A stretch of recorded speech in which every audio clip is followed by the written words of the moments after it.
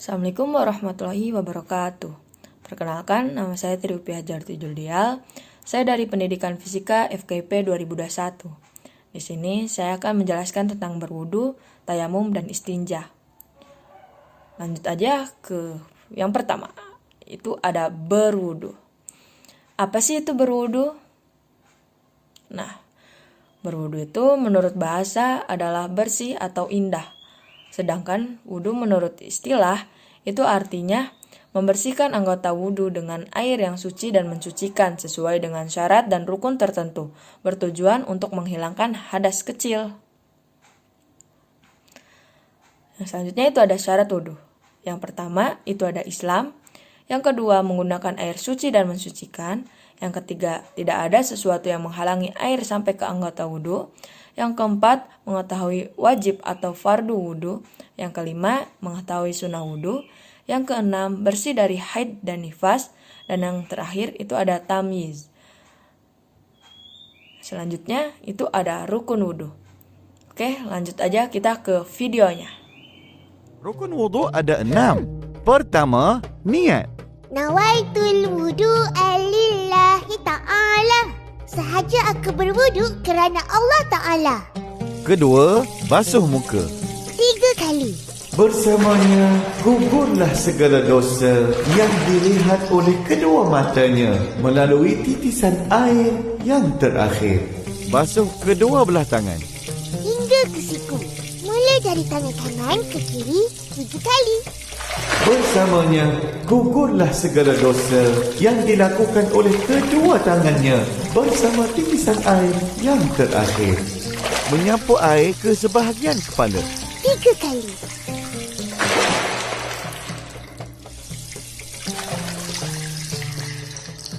Basuh kedua belah kaki. Hingga ke buku lali 3 kali. Bersamanya gugurlah segala dosa yang dilangkah oleh kedua-dua kakinya bersama titisan air yang terakhir. Dan Tertib. Oke, yang selanjutnya itu ada hal yang membatalkan wudu. Yang pertama, itu ada keluarnya sesuatu dari kubul dan dubur. Yang kedua, hilangnya akal. Yang ketiga, bersentuhan antara kulit laki-laki dan perempuan dewasa. Yang keempat, itu menyentuh aurat atau kemaluan. Yang kelima, itu ada tidur.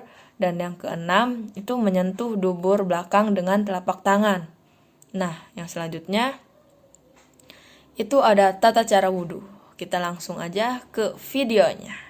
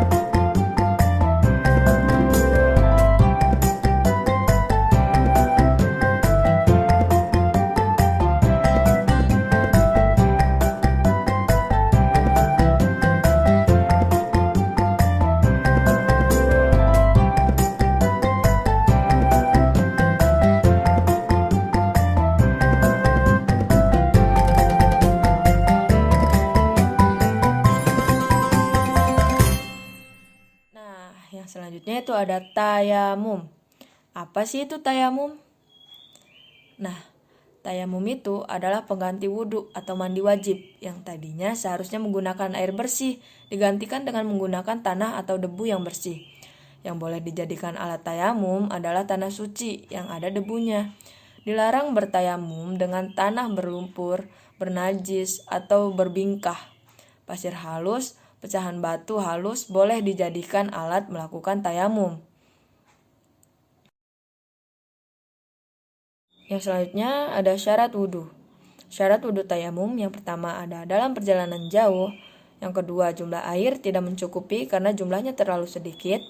Yang ketiga, telah berusaha mencari air tapi tidak ditemukan.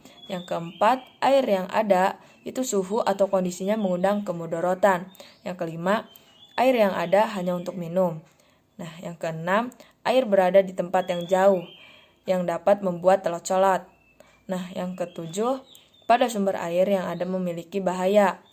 Nah, yang kedelapan, sakit dan tidak boleh terkena air. Nah, yang selanjutnya itu ada syarat sah tayamum.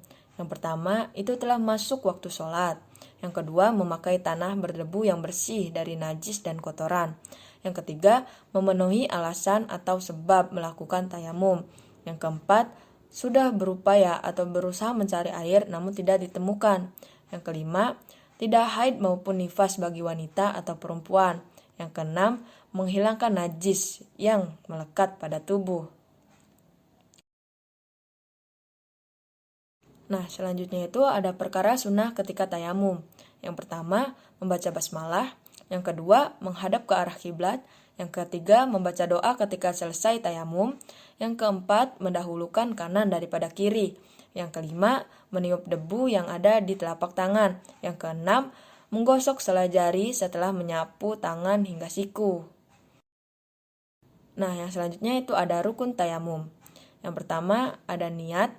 Yang kedua, menyapu muka dengan debu atau tanah. Yang ketiga, menyapu kedua tangan dengan debu atau tanah hingga ke siku. Nah, yang selanjutnya itu ada tata cara tayamum. Oke, kita langsung aja ke videonya. Ibadah tayamum. Berniat melakukan tayamum. Mengusap wajah dengan dua telapak tangan. Mengusap punggung telapak tangan kanan dengan tangan kiri dan sebaliknya. Nah, yang selanjutnya itu ada istinja. Apa sih itu istinja? Istinja itu adalah membersihkan sesuatu atau najis yang keluar dari kobul dan dubur, menggunakan air atau batu dan benda sejenisnya yang bersih dan suci. Nah, apa sih hukumnya istinja itu? Hukum istinja itu adalah wajib ya teman-teman. Lanjut, untuk tata cara istinja itu yang pertama menggunakan tangan kiri. Yang kedua, itu tidak boleh berdiri atau yang diperbolehkan adalah jongkok atau duduk. Nah, yang ketiga itu di tempat yang tertutup ya teman-teman. Jangan di tempat yang terbuka, apalagi di makam. Itu tidak boleh. Nah, yang keempat itu ada tidak menghadap atau membelakangi kiblat. Nah, yang kelima itu memakai air yang bersih. Lalu, bagaimana sih kalau misalkan tidak ada air? Kalau misalkan tidak ada air, itu kalian bisa pakai tisu, daun dan kayu atau batu ya teman-teman. Terus gimana sih cara membersihkannya? Nah, caranya itu diusapkan 3 kali sampai hilangnya kotoran dan baunya teman-teman. Oke, mungkin cukup sekian dari saya. Kurang lebihnya mohon maaf. Wassalamualaikum warahmatullahi wabarakatuh.